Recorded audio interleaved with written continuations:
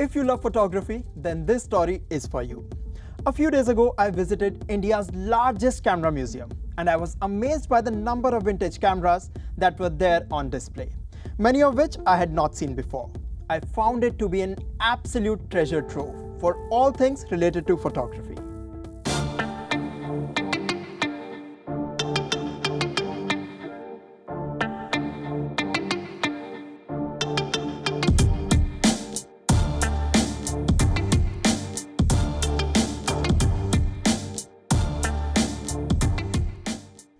"400 days of hard toil."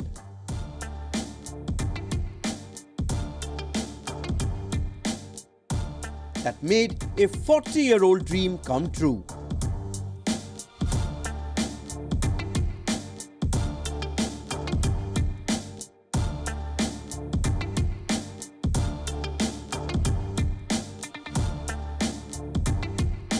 What was once a badminton court is now a hub for shutterbugs.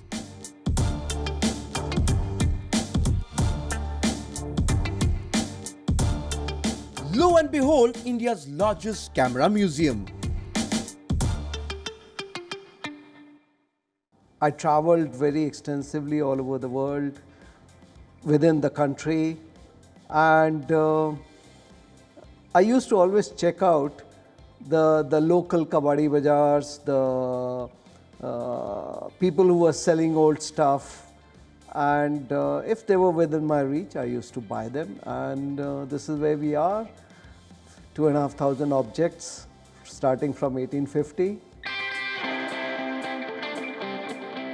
As India gets its first Centre for Photographic Arts, how can check it out not visit it? The Museo Camera is located in the North Indian city of Gurugram. It houses a rare collection of antique cameras that date back to the 19th century, when photography was formally introduced.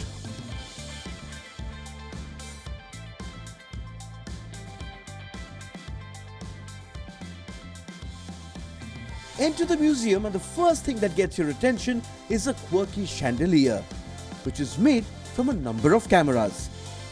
It sets the mood for many exciting discoveries. It was my passion right from college days. I remember going to kabaddi bazaars with my father and picking up odd cameras here and there.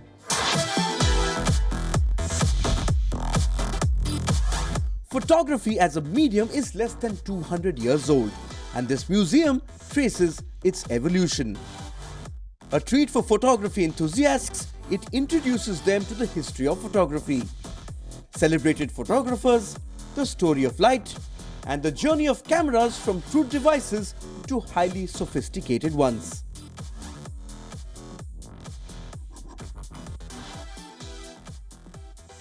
There's a myth, museums are made by millionaires. And I started with a box camera. My father was a professor. So it's, I think, fate and destiny and sheer hard work. And a lot of people appreciated and understood my passion, what I was trying to do. And I was able to convince them that I would like to create a place for the future generations to enjoy.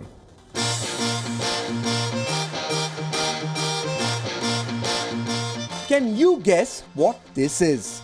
Well, it's a pinhole camera, one of the earliest known cameras. It took photos without a lens. And this is another ancient optical device, the camera obscura. Technically, it's smaller to the pinhole camera, but it uses a lens. And look at these vintage beauties. The camera Lucida from 1806. An instrument in which rays of light are reflected by a prism to produce an image on a sheet of paper. Photography has its roots in a device called camera Lucida, which led to discovery of lots of things connected with photography processes. And I do have an original piece from 1850s. The sliding box wet plate camera from 1860. Basically, it has two boxes sliding inside each other to focus on the image. Then the best-selling Sanderson field camera from 1898. It gained popularity back in the days as it led to a variety of camera movements. This is quite a collection. The museum showcases a plethora of retro cameras from various companies such as Kodak and Graflex. The collection also includes a wide range of antique photography accessories such as light meters, traditional roll films and flash bulbs among others. An exhibition for old projection techniques also caught our eyes. Ever heard of the magic lantern? It's basically an early form of image projector. You would be surprised to know that in the beginning, it used candles or oil lamps as the source of light. Eventually, they were replaced by electric light bulbs. India is a great repository for a lot of things, but I used to go to Europe quite often. I worked in Europe, I worked in US, I traveled a lot, and today I can say I'm a global kabaddi. For all those who love to get clicked, there is a replica of a traditional photo studio. So you now know where to pose and get your photographs when you visit the museum. Another highlight of the museum is a dark room.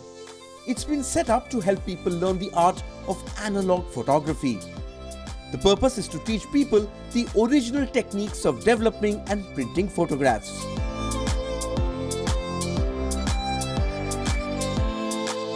Interestingly, the two-floor museum is also running a campaign to save the Aravalis, one of the oldest mountain ranges in the world. It brings to life the humans, birds, flora and fauna of the Aravalis with several photographs. And if you like to collect works of different artists, you must visit its second floor. The entire floor is an art gallery that exhibits framed pictures by different photographers.